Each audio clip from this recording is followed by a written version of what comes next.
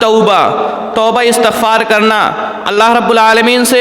اپنے گناہوں کی بخشش طلب کرنا، یہ بھی اعمال صالحہ میں سے ایک بنیادی عمل ہے۔ اللہ کے نبی صلی اللہ علیہ وسلم نے فرمایا کہ کل بنی آدم خطاؤن وخیر الخطائین التوابون۔ آپ صلی اللہ علیہ وسلم نے فرمایا کہ ابن آدم کی ساری اولاد خطا کار اور گنہگار ہے، اور ان میں سے سب سے بہتر شخص وہ ہے جو اللہ رب العالمین سے توبہ استغفار کرتا ہے۔ اسی طریقے سے اللہ رب العالمین نے قرآن مجید کے اندر فرمایا، آپ نے فرمایا قل یا عبادی الذین اسرفوا علی انفسہم لا تقنطوا من رحمت اللہ ان اللہ یغفر الذنوب جميعا انہ هو الغفور الرحیم۔ اللہ رب العالمین نے قرآن مجید کے اندر فرمایا کہ اے میرے بندو، جو لوگ ایمان لے آئے، تم لوگ اگر تم سے خطائیں ہو جائیں، غلطیاں ہو جائیں، تو ایسی صورت میں تم میری رحمت سے مایوس نہ ہو۔ ان اللہ یغفر الذنوب جميعا، بے شک میں آپ کا رب تمام کے تمام گناہوں کو معاف کر دیتا ہے۔ انہ هو الغفور الرحیم، بے شک اللہ رب العالمین غفور الرحیم ہے، بہت زیادہ رحم کرنے والا ہے، گناہوں کو معاف کرنے والا ہے۔ اسی طریقے سے اللہ تعالیٰ نے ایک دوسری آیت کے اندر فرمایا کہ ان اللہ یحب التوابین ویحب المتطہرین، کہ اللہ رب العالمین توبہ کرنے والوں کو، اسی طریقے سے پاک صاف رہنے والوں کو پسند فرماتا ہے۔ تو ان تمام کی تمام آیتوں سے پتہ چلتا ہے کہ ہماری زندگی کے اندر توبہ استغفار کرنا، اللہ رب العالمین سے بخشش طلب کرنا بہت ہی زیادہ ضروری ہے۔ جمہور علماء کرام فرماتے ہیں کہ التوبۃ امر واجب علی کل مؤمن من کل ذنب۔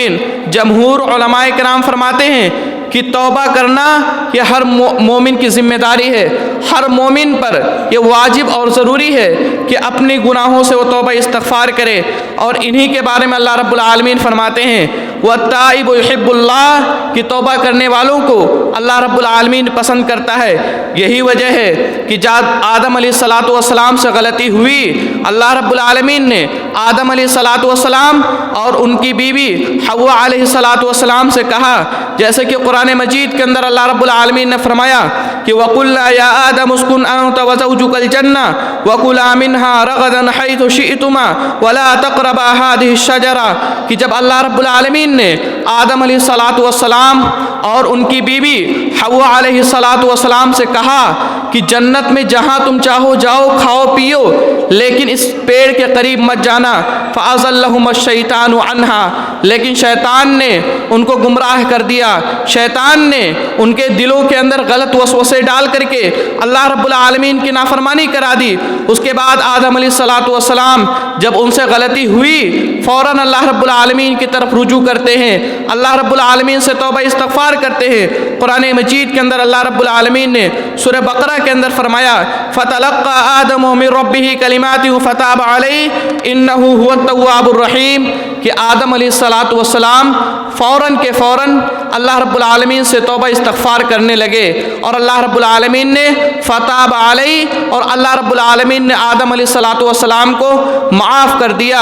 اسی طریقے سے ہم دیکھیں ہمارے آخری نبی، ہمارے آخری رسول نبی اکرم صلی اللہ علیہ وسلم کو دیکھ لے، وہ نبی جو تمام کے تمام نبیوں کا سردار ہے، وہ نبی جس کو حوض کوثر عطا کیا گیا، وہ نبی جس کے اگلے پچھلے تمام کے تمام گناہوں کو معاف کر دیا گیا، اس نبی کے بارے میں دیکھے صحیح بخاری کی روایت ہے، ابو ہریرہ رضی اللہ تعالیٰ عنہ فرماتے ہیں کہ اللہ کے رسول نے فرمایا قال سمعت رسول اللہ صلی اللہ علیہ وسلم یقول انی لا استغفر اللہ فی اليوم 100 مرہ۔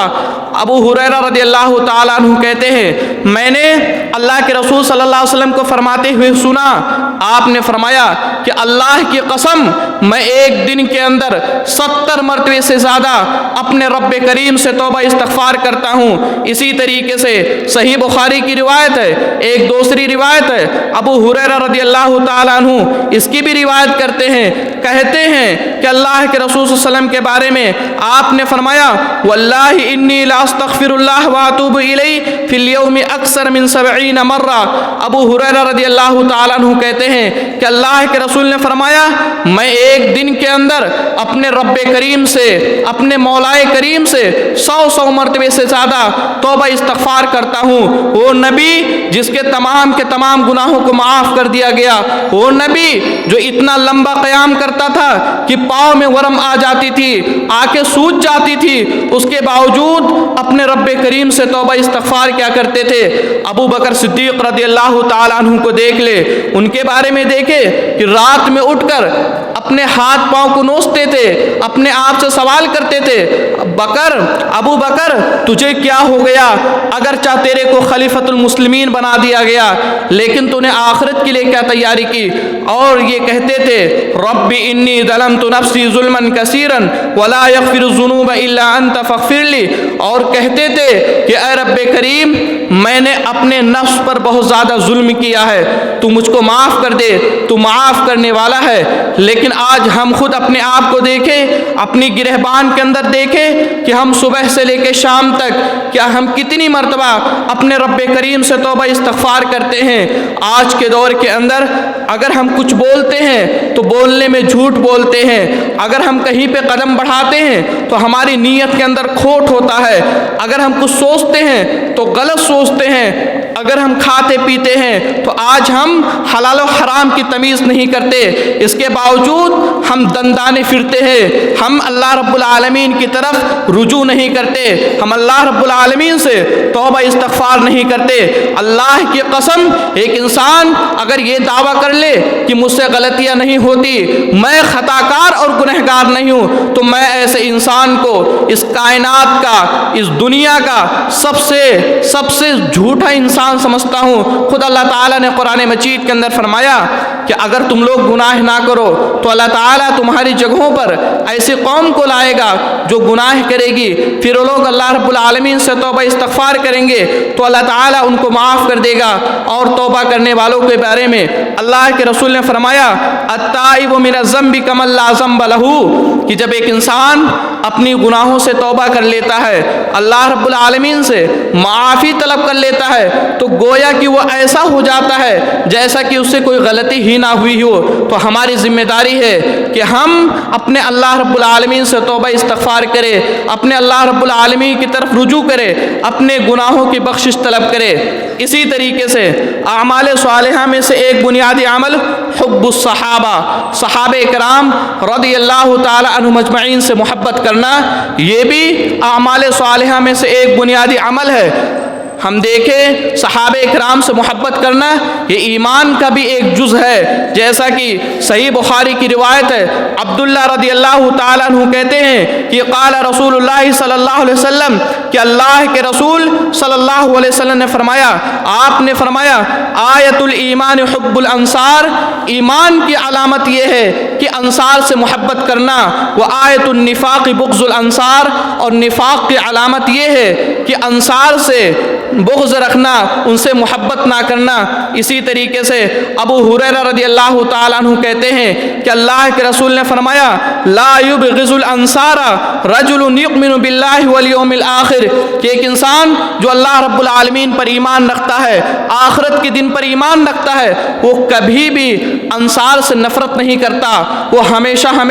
انصار سے محبت کرے گا۔ انصار جو کہ صحابہ کرام ہے، ہماری ذمہ داری ہے کہ ہم صحابہ کرام سے محبت کریں، ہم ان سے بغض نہ رکھیں، صحابہ کرام کا دفاع کریں، چاہے مہاجرین میں سے ہو یا انصار میں سے، تمام کے تمام صحابہ کرام سے محبت کرنا یہ اعمال صالحہ میں سے ایک بنیادی عمل ہے۔ ہم دیکھیں صحابہ کرام کے بارے میں دیکھیں کہ من ہوا صحابی، صحابی کسے کہتے ہیں؟ جمہور علماء کرام تعریف لکھتے ہوئے کہتے ہیں، اور ابن حجر رحمہ اللہ نے بھی صحابی کی تعریف لکھتے ہوئے کہتے ہیں کہ من لقی النبی او رآہ مؤمنا بہ ومات علی الاسلام، کہ صحابی اس کو کہتے ہیں جو نبی صلی اللہ علیہ وسلم سے ملاقات کیا ہو یا آپ صلی اللہ علیہ وسلم کو دیکھا ہو ایمان کی حالت میں، ومات علی الاسلام، اور اس کی وفات اسلام پر ہوئی ہو، تو اس کو صحابی کہتے ہیں۔ صحابہ کرام کے بارے میں ہم دیکھیں کہ ہمارے آخری نبی اکرم صلی اللہ علیہ وسلم نے کیا فرمایا؟ آپ نے فرمایا، صحیح بخاری کی روایت ہے، ابو ہریرہ رضی اللہ تعالیٰ عنہ فرماتے ہیں، کہتے ہیں قال رسول اللہ صلی اللہ علیہ وسلم، کہ آپ صلی اللہ علیہ وسلم نے فرمایا لا تسبوا اصحابی ولا تسبوا اصحابی، آپ نے 2 مرتبہ فرمایا کہ میرے اصحاب کو، میرے ساتھیوں کو، صحابہ اکرام کو گالیاں نہ دو، اور آپ نے آگے فرمایا فوالذی نفسی بیدہ لو ان احدکم انفق مثل احد ذهبا ما ادرک مد احدہم، آپ نے فرمایا اللہ کی قسم جس کے ہاتھ میں میری جان ہے، اگر تم لوگ احد پہاڑ کے برابر ہی کیوں نہ سونا خرچ کر دو تو صحابہ اکرام کے ایک مد کے برابر بھی نہ پہنچ سکو گے اور اس کے آدھا بھی نہیں پہنچ سکو گے۔ یہ صحابہ اکرام کا مقام ہے، یہ مرتبہ ہے، یہ اسلام کے اندر، شریعت اسلامیہ کے اندر صحابہ اکرام کا مقام و مرتبہ ہے۔ اسی طریقے سے ہم دیکھیں اللہ رب العالمین نے صحابہ اکرام کے بارے میں سورۃ توبہ کے اندر فرمایا، آپ نے فرمایا والسابقون الاولون من المہاجرین والانصار والذین اتبعوهم بإحسان رضی اللہ عنہم ورضوا عنہ وأعد لهم جنات تجری تحتها الانہار خالدین فیہا ابدا۔ اللہ رب العالمین نے سورہ توبہ کے اندر فرمایا والسابقون الاولون، کہ صحابہ اکرام کے بارے میں فرمایا کہ صحابہ اکرام من المہاجرین والانصار، چاہے مہاجرین میں سے ہو یا انصار میں سے ہو، ان کے بارے میں فرمایا کہ رضی اللہ عنہم ورضوا عنہ، کہ اللہ رب العالمین صحابہ اکرام سے راضی ہو گیا ہے اور صحابہ اکرام اللہ رب العالمین سے راضی ہو گئے ہیں۔ اور آپ نے آگے فرمایا وَأَعَدَّ لَهُمْ جَنَّاتٍ تَجْرِي تَحْتَ الْأَنْهَارِ، اور اللہ رب العالمین نے ان صحابہ اکرام کے بارے میں جنت تیار کر کے رکھا ہے، ایسی جنت جس کے اندر نہریں جاری ہیں، خالدین فیہا، اور صحابہ اکرام رضی اللہ تعالی عنہم اجمعین اس جنت کے اندر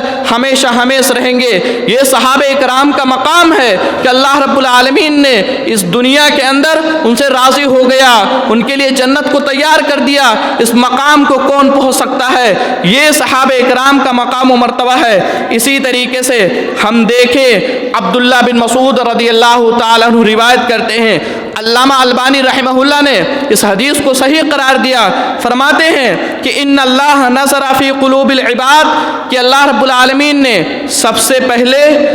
ہر بندے کے تمام بندوں کے دلوں کو دیکھا، فوجد قلب محمد خیر قلوب العباد، تو اللہ رب العالمین نے محمد صلی اللہ علیہ وسلم کے دل کو تمام کے تمام دلوں سے بہتر پایا، تو اس کے بعد کیا کیا؟ فاصطفاہ لنفسی، اس کو اپنے آپ کے لیے چن لیا، آپ صلی اللہ علیہ وسلم کو نبی بنا دیا،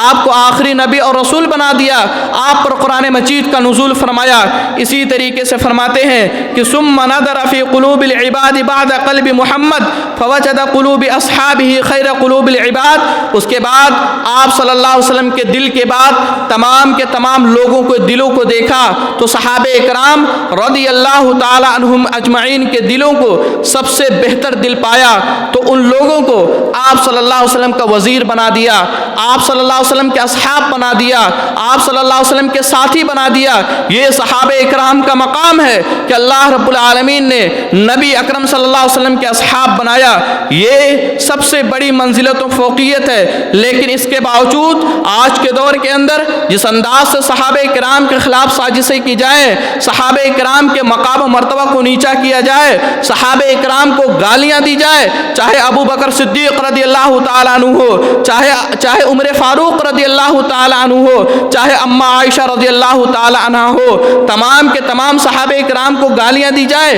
یہ کون سا دین ہے؟ یہ کون سا دھرم ہے؟ مجھ کو نہیں پتا، مجھ کو بتایا جائے کیا اسلام کے اندر، کیا شریعت اسلامیہ کے اندر اس چیز کی گنجائش ہے کہ ہم صحابہ اکرام کو گالیاں دے؟ وہ صحابہ اکرام جن کے مقام و مرتبے کو اللہ رب العالمین نے اتنا بلند قرار دیا، جو لوگ صحابہ اکرام کو گالیاں دیتے ہیں کان کھول کر سن لیں ان لوگوں کے بارے میں اللہ کے رسول نے کیا فرمایا۔ آپ نے فرمایا، صحیح جامع کی روایت ہے، علامہ البانی رحمہ اللہ نے اس حدیث کو صحیح قرار دیا، آپ صلی اللہ علیہ وسلم نے فرمایا من سب اصحابی فعلیہ لعنت اللہ والملائکۃ والناس اجمعین، کہ جس نے میرے کسی بھی صحابی کو گالی دے دیا تو اس پر اللہ رب العالمین کی لعنت ہوتی ہے، تمام کے تمام فرشتوں کی لعنت ہوتی ہے، اور تمام کے तमाम लोगों की लानत होती है। तो ऐसे लोग सहाबे इकराम को गालियां देना बंद करें, अपने दिलों के अंदर सहाबे इकराम के मकाम को रखे और उनसे मोहब्बत रखे।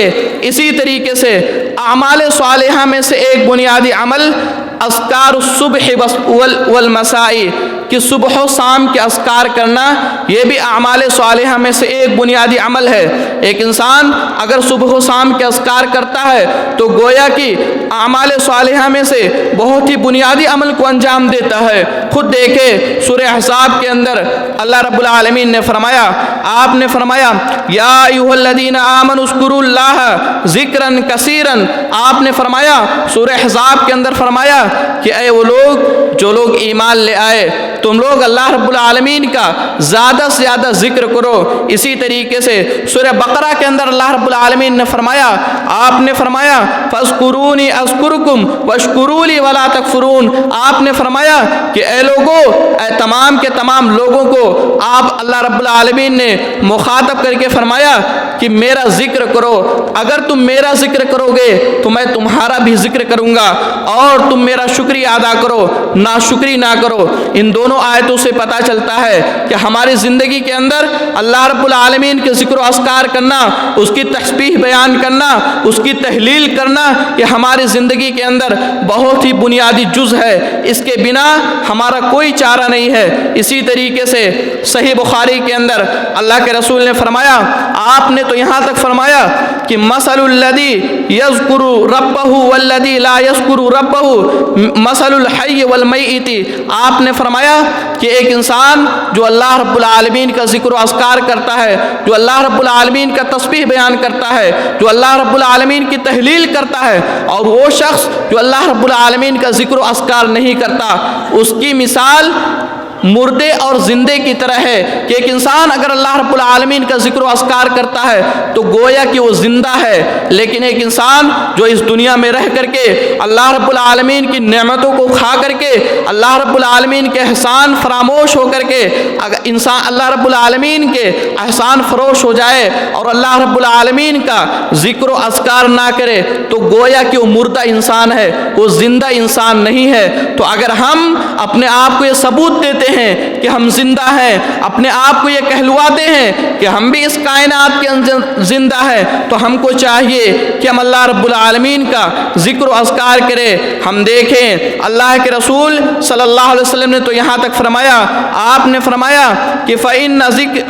आपने फरमाया फ़इन ज़करनी फ़ी नफ्सिही ज़करतुहु फ़ी नफ्सी, आपने फरमाया कि अल्लाह रब्बुल आलमीन ने फरमाया कि जब एक बंदा मुझको याद करता है, मेरा ज़िक्र करता है, तो अल्लाह रब्बुल आलमीन फरमाते हैं मैं भी उसको अपने दिल के अंदर याद करता हूँ, मैं भी उसका ज़िक्र करता हूँ। ये खुशखबरी है कि अगर हम चाहते हैं कि रब्बे कायनात हमको याद करे तो हम भी अल्लाह रब्बुल आलमीन को याद करें, हम भी ज़िक्र अस्कार करें। ज़िक्र अस्कार की फ़जीलत के बारे में हम देखें, सही मुस्लिम की रिवायत है, अबू हुरैरा रज़ियल्लाहु ताला अन्हु कहते हैं कि आपने फरमाया क़ाल रसूलुल्लाह सल्लल्लाहु अलैहि वसल्लम, आप सल्लल्लाहु अलैहि वसल्लम ने फरमाया कि मन क़ाल हीना युस्बिहु व हीना युमसी सुबहानल्लाहि व बिहम्दिही मिअत मर्रा लम याति अहदुन यौमल क़ियामति बिअफ़ज़ल मिम्मा जाअ बिही। अबू हुरैरा रज़ियल्लाहु ताला अन्हु कहते हैं कि अल्लाह के रसूल ने फरमाया कि अगर कोई शख्स सुबह शाम अगर 100 मरतबा ये दुआ पढ़ता है, सुबहान अल्लाह व बिहम्दिही, ये दुआ पढ़ता है, तो अल्लाह के रसूल ने फरमाया क़यामत के दिन जब वो आएगा तो इससे अफजल इबादत उसके अंदर कोई इबादत नहीं होगी। ये आमाल सालिहा में से कितना अफजल इबादत है कि हम अल्लाह रब्बुल आलमीन के ज़िक्र व अस्कार को करें, सुबह शाम के अस्कार को करें। किताब व सुन्नत से जो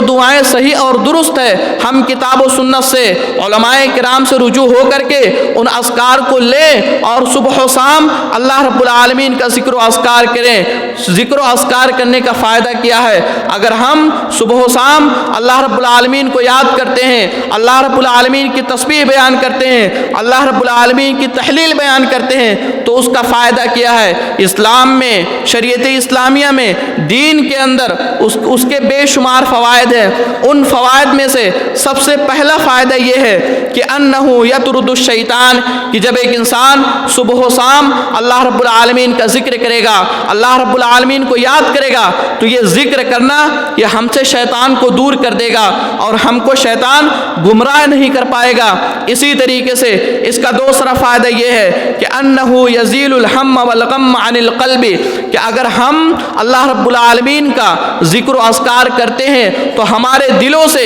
غم دور ہو جائے گا، ہمارے دلوں سے جو بھی مصیبت ہوتی ہے، جو بھی تکالیف ہوتی ہیں، اللہ رب العالمین ہمارے دلوں سے، ہمارے بدن سے اس کو دور کر دے گا۔ اسی طریقے سے انہو یقوی القلب والبدن، ذکر و اذکار کرنا یہ ہمارے دل کو مضبوط کرتا ہے، ہمارے بدن کو مضبوط کرتا ہے، ہمارے دل کو بہت ہی زیادہ مضبوط کرتا ہے۔ ہمیں کسی انداز کا کوئی ڈر نہیں محسوس ہوگا، بلکہ ہمارے دل کو صرف اور صرف اللہ رب العالمین کی طرف رجوع کرتا ہے۔ اسی طریقے سے انہو یزیل الوحشۃ بین العبد و بین ربی، کہ اگر ہم ذکر و اذکار کریں گے تو یہ ذکر و اذکار کرنا یہ بندہ اور رب کے درمیان وحشت کو دور کر دیتا ہے۔ ایک انسان اگر رب کریم سے ڈرتا ہے، ایک انسان اگر اللہ اور بندے کے درمیان کسی انداز کا کوئی وحشت ہے تو یہ ذکر و اذکار کرنا اس وحشت کو ختم کر دے گا۔ اسی طریقے سے انہو سبب لنزول السکینۃ وحفوف الملائکہ، کہ اگر ہم ذکر و اذکار کریں گے، صبح و شام اللہ رب العالمین کو یاد کریں گے، تو ایسی صورت میں اللہ رب العالمین ہم پر سکینت کو نازل کرتا ہے اور فرشتے ہم کو گھیر لیتے ہیں۔ یہ بہت ہی خوش نصیبی کی بات ہے کہ ہم کو فرشتے گھیر لے، اور جب ایک انسان کو، ایک بندے کو فرشتے گھیر لیں تو ایسی صورت میں اس کو کسی انداز کا کوئی خدشہ نہیں محسوس ہوگا، اس کو کوئی تکالیف نہیں پہنچا سکے گا۔ اسی طریقے سے ان الذکر رأس الشکر، کہ ذکر کرنا، اللہ رب العالمین کی تسبیح بیان کرنا، اللہ رب العالمین کا صبح و شام اذکار کرنا، یہ شکر کا سب سے بڑا اہم ذریعہ ہے۔ اگر ہم اللہ رب العالمین کا ہم چاہتے ہیں کہ شکریہ ادا کریں، اللہ رب العالمین نے ہم کو پیدا کیا، رب کائنات و ذات ہے جس نے ہمارے ماں باپ کو پیدا کیا، رب کائنات و ذات ہے جس نے آسمان اور زمین کو بنایا، جس نے تمام کی تمام چیزوں کو پیدا کیا، رب کائنات جو ہم کو کھلاتا پلاتا ہے۔ اگر ہم رب کائنات کا شکریہ ادا کرنا چاہیں تو سب سے افضل طریقہ یہی طریقہ ہے کہ ہم اللہ رب العالمین کا صبح و شام ذکر کریں، اللہ رب العالمین کی تسبیح بیان کریں۔ اسی لیے ہم یہ اپیل کریں گے، ہم یہ کہیں گے کہ ہم ضرور ضرور اپنی زندگی کے اندر اس چیز کو نافذ کریں۔ اگر ہمارے پاس دعائیں نہ ہو تو ہم علماء سے جڑے، علماء کی طرف رجوع کر کے صبح و شام کے اذکار کو لکھوا لیں، یا اسی طریقے سے موبائل کے اندر ہم پڑھ سکتے ہیں، ان کو ہم رکھ کر کے ہم صبح و شام اللہ رب العالمین کا ذکر و اذکار کریں۔ اسی طریقے سے آپ کے سامنے اعمال صالحہ کی بہت سارے قسموں کو بیان کیا گیا، بہت سارے اقسام کو بیان کیا گیا۔ آج کے اس خطبہ جمعہ میں بھی اعمال صالحہ کے 3 اہم نقاط کو بیان کیا گیا، لیکن ہم اس بات کو جانیں، اعمال صالحہ کو جہاں ہم انجام دیں، ہمارے لیے سب سے زیادہ ضروری یہ ہے کہ جو بھی ہم عمل کریں، جو بھی اعمال کو انجام دے، چاہے نماز پڑھنے کا مسئلہ ہو، چاہے زکوٰۃ دینے کا مسئلہ ہو، چاہے روزہ رکھنے کا مسئلہ ہو، چاہے حج عمرہ کرنے کا مسئلہ ہو، یا اسی طریقے سے قرآن پاک کی تلاوت کرنے کا مسئلہ ہو، اپنے بھائیوں کا خیال کرنے کا مسئلہ ہو، جو بھی مسائل ہو، چاہے ذکر و اذکار کا مسئلہ ہو، توبہ استغفار کرنے کا مسئلہ ہو، جو بھی مسائل ہو، اعمال صالحہ کے بارے میں ہماری یہ ذمہ داری ہے کہ ہم اس بات کو جانیں کہ تمام کے تمام اعمال کو ہم ہمیشگی کے ساتھ کریں، ہم مداومت کے ساتھ کریں، ہم تسلسل کے ساتھ کریں۔ یہ نہیں کہ ایک انسان ایک دن آیا نماز پڑھ لیا، اس کے بعد پورا کا پورا ہفتہ غائب ہو جائے۔ ایک انسان آئے جمعہ کی نماز پڑھ لے، جمعہ کی نماز میں شرکت حاصل کر لے، جمعہ کی نماز پڑھنے کے بعد پورا کا پورا ہفتہ مسجدوں سے غائب ہو جائے، اور جب اگلا ہفتہ آئے تو اس کے بعد جمعہ میں ہم حاضری دے۔ یہ نہیں کہ ہم ایک دن قرآن مجید کی تلاوت کرے، ہم نے بیٹھا ایک دن ہم بیٹھے بیٹھے اور ایک پارہ قرآن مجید کی تلاوت کر لے، ایک پارہ قرآن مجید کو پڑھ لے، اس کے بعد پورا کا پورا مہینہ ہم قرآن مجید کو نہ کھولے، یا اسی طریقے سے ہم ہفتے میں سنت کے روزے ایک ہفتے میں 3-4 دن رکھ لے، اور اس کے بعد پورا کا پورا سال ہم سنت کے روزے نہ رکھے۔ ہمارا اسلام کہتا ہے کہ ہم جو بھی عمل کرے، جو بھی اعمال صالحہ کو انجام دے، مداومت کے ساتھ انجام دے، ہمیشگی کے ساتھ انجام دے۔ اگر ہم تھوڑا ہی کریں لیکن اگر ہم ہمیشگی کے ساتھ کریں گے تو یہی ہمارے لیے برکت ہے اور یہی ہمارے لیے رحمت ہے۔ اس سلسلے میں جمہور علماء کرام فرماتے ہیں، اعمال کو مداومت کے ساتھ انجام دینے کے بارے میں جمہور علماء کرام فرماتے ہیں کہ افضل الاعمال واحبها الى اللہ ما داوم علیہ صاحبہ، کہ سب سے افضل عمل اور اللہ رب العالمین کے نزدیک سب سے محبوب عمل اگر کوئی عمل ہے تو وہ عمل ہے، وہ اعمال صالحہ ہے جس کو ہمیشگی کے ساتھ کی جائے، مداومت کے ساتھ کی جائے۔ اسی طریقے سے صحیح بخاری اور مسلم دونوں کی روایت ہے، اماں عائشہ رضی اللہ تعالیٰ عنہ کہتی ہیں کہ قال رسول اللہ صلی اللہ علیہ وسلم، کہ اللہ کے رسول صلی اللہ علیہ وسلم نے فرمایا، آپ نے فرمایا احب الاعمال الی اللہ تعالی ادومها وان قل، کہ اللہ کے رسول نے فرمایا کہ اللہ رب العالمین کے نزدیک سب سے محبوب عمل اگر کوئی عمل ہے تو وہ عمل ہے جس کو ہمیشہ کیا جائے۔ اسی طریقے سے صحیح بخاری کی روایت ہے، اماں عائشہ رضی اللہ تعالیٰ عنہ اس کی بھی روایت کرتی ہیں، کہتی ہیں وقان النبی صلی اللہ علیہ وسلم اذا صلی صلاۃ احب ان یداومها علیہا، کہ اماں عائشہ رضی اللہ تعالیٰ عنہ کہتی ہیں کہ اللہ کے نبی صلی اللہ علیہ وسلم جب کوئی نماز پڑھتے تھے، سنت کی نماز کوئی نماز پڑھتے تھے تو اس کو وہ یہ چاہتے تھے کہ اس کو ہمیشہ نماز پڑھے، مداومت کے ساتھ پڑھے، یہ نہیں کہ ایک دن نماز پڑھ لے اس کے بعد دوسرے دن نماز کو چھوڑ دے۔ سنت کی نماز ایک دن پڑھے رات میں، اس کے بعد پورا کا پورا سال ہم نماز نہ پڑھے۔ اللہ کے نبی صلی اللہ علیہ وسلم جو کام کرتے تھے اس کو ہمیشگی کے ساتھ کرنے کی چاہت ہوتی تھی، تو ہماری یہ ذمہ داری ہے کہ ہم کوئی بھی اعمال کرے، جو بھی اعمال اس ممبر سے ذکر کیے گئے اعمال صالحہ میں سے جو بھی اعمال کرے، جو بھی اعمال کتاب و سنت سے ثابت ہے، اگر ہم ان اعمال کو انجام دیں تو ہماری یہ چاہت ہونی چاہیے کہ اس کو ہمیشگی کے ساتھ پڑھے۔ اگر ہم قرآن مجید کی تلاوت کرنے کا مسئلہ ہو تو اگر ہم روزانہ ایک صفحہ پڑھے لیکن روز آنا پڑھے، یہ ہمارے لیے بہتر ہے۔ یہ نہیں کہ اگر ہم نے ایک دن بیٹھ کر کے پوری سورت کی تلاوت کر لی، ایک پارہ کی تلاوت کر لیا، اس کے بعد پورا کا پورا ہفتہ ہم قرآن مجید کو بند کر دیں۔ کوئی بھی عمل اعمال صالحہ کو مداومت کے ساتھ کرنے کا فائدہ کیا ہے؟ اس سلسلے میں ہمارا اسلام، ہمارا دین کیا کہتا ہے؟ ہم اعمال صالحہ کو اگر ہمیشگی کے ساتھ کرتے ہیں، مداومت کے ساتھ کرتے ہیں تو اس کا فائدہ کیا ہے؟ اس کا سب سے بڑا فائدہ یہ ہے کہ حب لمحبت اللہ، کہ مداومت کے ساتھ اعمال صالحہ کو انجام دینا، یہ اللہ رب العالمین سے محبت کے اسباب میں سے ایک سبب ہے۔ جیسا کہ سورہ بقرہ کے اندر اللہ رب العالمین نے فرمایا، آپ نے فرمایا کہ ان اللہ یحب التوابین ویحب المتطہرین، اللہ رب العالمین نے سورہ بقرہ کے اندر فرمایا کہ بے شک اللہ رب العالمین توبہ کرنے والوں کو اور پاک صاف رہنے والوں کو پسند کرتا ہے۔ کون سے توبہ کرنے والوں کو پسند کرتا ہے؟ ان توبہ کرنے والوں کو پسند کرتا ہے جو ہمیشگی کے ساتھ کرتے ہیں، ہمیشہ اللہ رب العالمین سے توبہ استغفار کرتے ہیں، ہمیشہ ہر مسئلے میں جب بھی اس سے غلطیاں ہوتی ہے اللہ رب العالمین کی طرف رجوع کرتے ہیں، ان لوگوں کو اللہ رب العالمین محبت کرتا ہے۔ اسی طریقے سے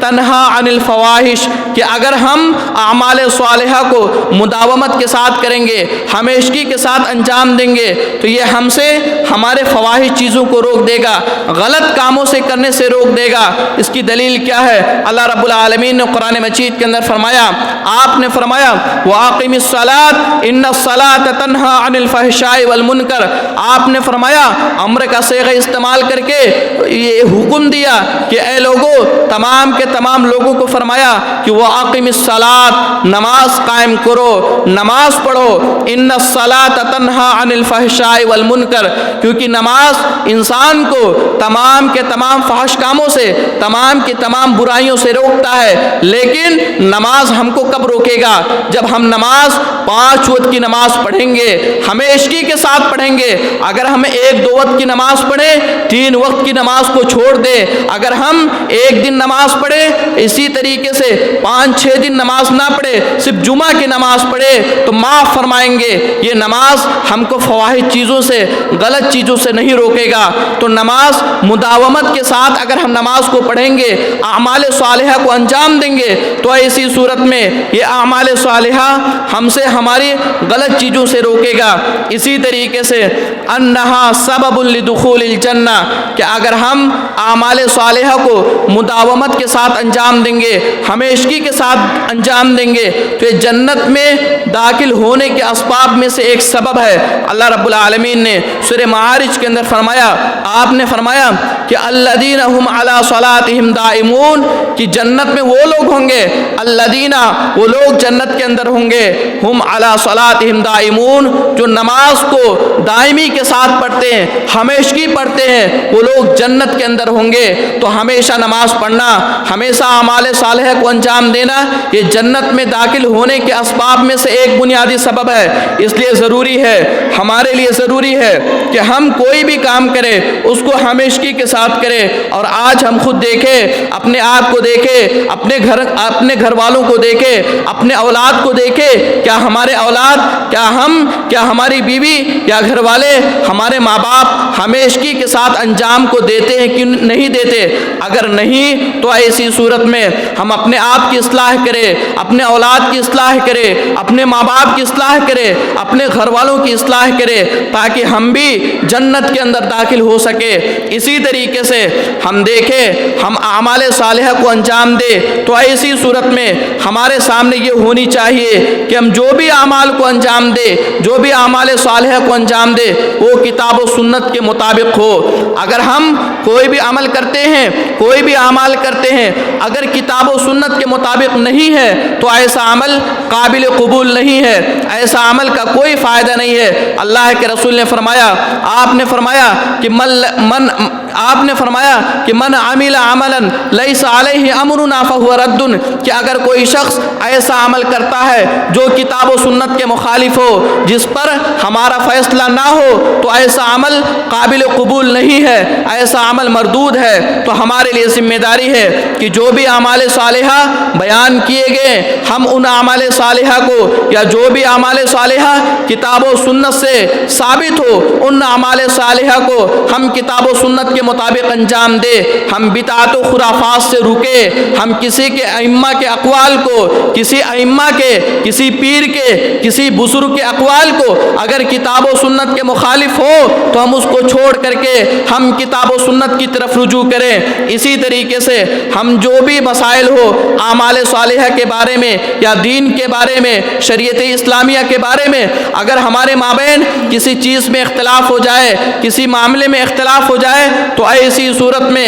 ہم کتاب و سنت کی طرف رجوع کریں۔ اللہ رب العالمین قرآن مجید کے اندر فرماتا ہے، یہی فرماتا ہے فردوہ الی اللہ ورسول، آپ نے فرمایا کہ اگر تمہارے مابین کسی مسئلے میں اختلاف ہو جائے تو تم کتاب و سنت کی طرف رجوع کرو، کتاب و سنت کے مطابق اس کو انجام دو۔ اسی طریقے سے ہم جو بھی اعمال صالحہ کو انجام دے، ہمارے لیے ضروری ہے، ہماری یہ ذمہ داری ہے کہ ہم ان اعمال صالحہ کو اللہ رب العالمین کی خوشنودی کے لیے انجام دے، اللہ رب العالمین سے تقرب حاصل کرنے کے لیے انجام دے، اللہ رب العالمین سے تقوی اور پرہیزگاری اختیار کرنے کے لیے انجام دے، لوگوں کو خوش کرنے کے لیے انجام نہ دے، بلکہ ہماری ذمہ داری ہے ہم اعمال صالحہ کو انجام دے تو صرف اور صرف اللہ رب العالمین کے لیے انجام دے۔ اسی طریقے سے اگر ہم اعمال صالحہ کو کتاب و سنت کے مطابق انجام دیں گے، اگر ہم اعمال صالحہ کو اللہ رب العالمین کی خوش خوشنودی کے لیے انجام دیں گے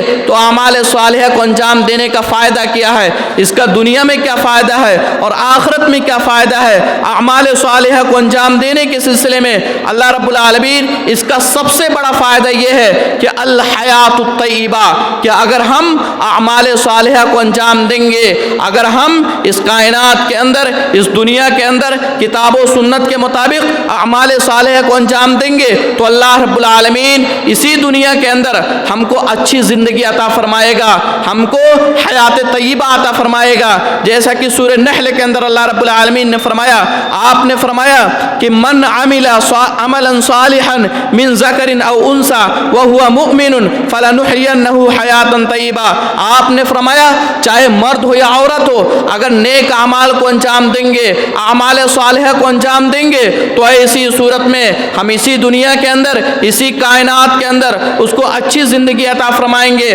اسی طریقے سے اگر ہم اعمال صالحہ کو انجام دیں گے تو اس کا دوسرا فائدہ یہ ہے الود فی قلوب المؤمنین، کہ ہماری محبت لوگوں کے دلوں میں اللہ رب العالمین ہماری محبت کو ڈال دے گا، مومنوں کے دلوں میں ہماری محبت کو ڈال دے گا۔ جیسا کہ اللہ رب العالمین نے سورہ مریم کے اندر فرمایا، آپ نے فرمایا کہ ان الذین آمنوا وعملوا الصالحات سیجعل لهم الرحمن ودا۔ آپ نے فرمایا کہ بے شک وہ لوگ جو لوگ ایمان لے آئے، وعملوا الصالحات اور نیک عمل کیے، اعمال صالحہ کو انجام دیے تو اللہ رب العالمین اس کے لیے لوگوں کو دلوں کے اندر محبت ڈال دیتا ہے۔ اسی طریقے سے اگر ہم اعمال صالحہ کو انجام دیں گے تو اس کا تیسرا فائدہ کیا ہے البشارۃ عند الموت بالجنہ، کہ جب ہم اس دنیا سے رخصت ہونے لگیں گے، ہماری موت کا وقت آئے گا تو ہم کو جنت کی بشارت دے دی جائے گی، فرشتے ہم کو جنت کی بشارت دیں گے۔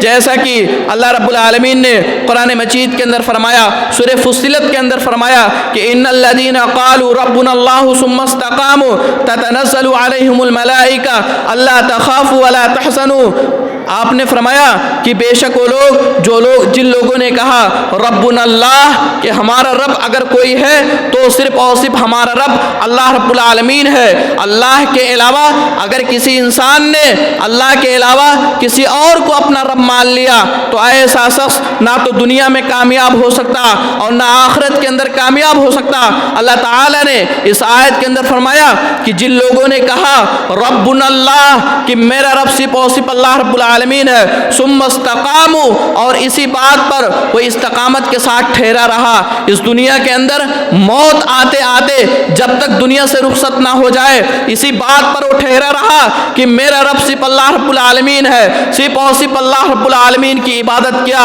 اللہ کی عبادت میں کسی غیر اللہ کو شریک نہیں ٹھہرایا، نہ تو اللہ کی صفات میں کسی اور کو صفات شریک کیا، صرف اور صرف اللہ کی عبادت کرتا رہا۔ تو آپ نے فرمایا تتنزل علیہم الملائکہ، جب اس کی موت کا وقت آتا ہے، جب دنیا سے رخصت ہونے لگتا ہے تو فرشتے اس کے پاس آتے ہیں اور کہتے ہیں اللہ تخافوا ولا تحزنوا، تم خوف نہ کھاؤ، تم غمگین نہ ہو، اور اللہ تعالیٰ فرماتا ہے وابشروا بالجنہ، اور اسے جنت کی بشارت دے دو، التی کنتم توعدون، اور وہ جنت جس کا وعدہ کیا گیا ہے۔ تو یہ اعمال صالحہ کا فائدہ ہے کہ اگر اس کائنات کے اندر، اس دنیا کے اندر ہم اعمال صالحہ کو انجام دیں گے، ہم عبادات کو کریں گے کتاب و سنت کے مطابق، جو باتیں اللہ رب العالمین نے قرآن مجید کے اندر فرما دیا یا رسول اکرم صلی اللہ علیہ وسلم نے سنت مبارکہ کے اندر فرما دیا، اگر ہم ان باتوں پہ عمل کریں گے تو ایسی صورت میں اللہ رب العالمین ہم کو دنیا کے اندر جب موت کا وقت آئے گا تبھی ہم کو جنت کی بشارت دے دے گا۔ اور آگے اس آیت کے اندر اللہ رب العالمین فرماتے ہیں کہ فرشتے کہتے ہیں نحن اولیاؤکم فی الحیات الدنیا وفی الآخرہ، ہم تمہارے ساتھی ہیں، دنیا میں بھی تمہارے مددگار ہیں اور آخرت میں بھی تمہارے ساتھی ہوں گے۔ اسی طریقے سے اعمال صالحہ کا ایک بنیادی فائدہ یہ ہے کہ الامان من عذاب القبر، کہ اگر ہم اعمال صالحہ کو انجام دیں گے تو ایسی صورت میں جب ہم اس دنیا سے وفات ہو جائیں گے، جب قبر کے اندر جائیں گے تو اے اللہ رب العالمین ہم کو قبر کے عذاب سے، قبر کی سختیوں سے ہم کو محفوظ کرے گا۔ ایک انسان جب اس دنیا سے رخصت ہو جاتا ہے، اس کو قبر کے اندر داخل کیا جاتا ہے، جب سارے کے سارے لوگ لوٹ کر آ جاتے ہیں تو فرشتے سوال و جواب کرنے کے لیے جاتے ہیں۔ 3 سوالات کیے جاتے ہیں۔ پہلا سوال ہوتا ہے من رب کا، کہ تیرا رب کیا کون ہے، اور دوسرا سوال ہوتا ہے ما دینو کا، تیرا دین کیا ہے، اور تیسرا سوال ہوتا ہے کہ من المحمد، مل محمد، کہ محمد کے بارے میں تم کیا جانتے ہو۔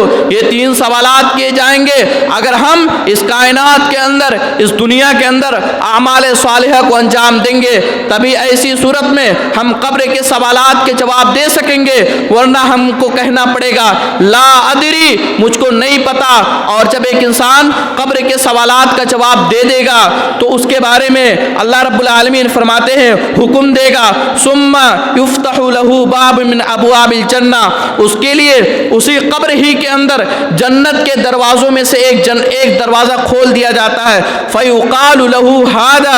مقعدک منها، اور اس سے کہا جائے گا کہ جنت کے حصوں میں سے ابھی یہ تمہارا حصہ ہے۔ تو اگر ہم چاہتے ہیں کہ رب کائنات ہم کو قبر کے عذاب سے محفوظ رکھے، ہمیں قبر کے اندر جنت کے دروازوں میں سے ایک جنت کھول دے، تو ایسی صورت میں ہم کو اعمال صالحہ کو انجام دینا پڑے گا۔ ہم کو مداومت کے ساتھ، ہمیشگی کے ساتھ اعمال صالحہ کو انجام دینا پڑے گا۔ اسی طریقے سے اگر ہم اعمال صالحہ کو انجام دیں گے، اگر ہم نیک کام کریں گے، تو ایسی صورت میں قیامت کے دن اللہ رب العالمین ہم کو جنت میں داخل کرے گا۔ لیکن اگر ہم نے اس دنیا کے اندر نیک کام نہیں کیے، ہم نے اللہ اور اس کے رسول کی نافرمانی کی، تو ایسے لوگ کان کھول کر سن لیں، قیامت کے دن اللہ رب العالمین اس کو جہنم کے اندر داخل کرے گا۔ خود قرآن کریم میں اللہ رب العالمین نے فرمایا وَمَن يُطِعِ اللَّهَ وَرَسُولَهُ يُدْخِلْهُ جَنَّاتٍ تَجْرِي مِن تَحْتِهَا الْأَنْهَارُ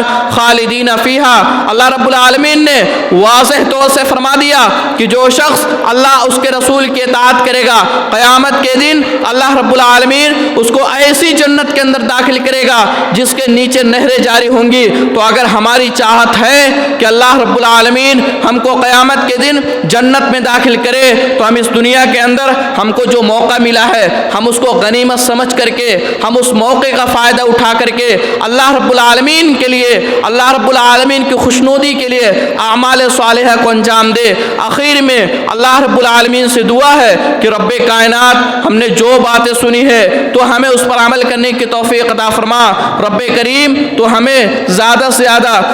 توبہ استغفار کرنے کی توفیق عطا فرما۔ رب کریم تو ہمارے دلوں کے اندر صحابہ اکرام کی محبت کو ڈال۔ رب کریم جو لوگ صحابہ اکرام کو گالیاں دیتے ہیں، صحابہ اکرام پر کیچل اچھاڑتے ہیں، جو لوگ بھی صحابہ اکرام کو گالیاں دیتے ہیں، ہماری بد دعا ہے کہ رب کریم اس کو دنیا کے اندر بھی تباہ و برباد کر، اور آخرت کے اندر بھی اس کو تباہ و برباد کر۔ رب کریم ہمیں اس بات کی توفیق عطا فرما کہ ہم صبح و شام تیرے ذکر اذکار کرے، تیرے لیے تسبیح بیان کرے، تیری تحلیل بیان کرے۔ رب کریم ہمیں اس بات کی توفیق عطا فرما کہ ہم اعمال صالحہ کو مداومت کے ساتھ انجام دے، ہمیشگی کے ساتھ انجام دے، مسلسل اور تسلسل کے ساتھ انجام دے۔ رب کریم ہمیں اس بات کی توفیق عطا فرما کہ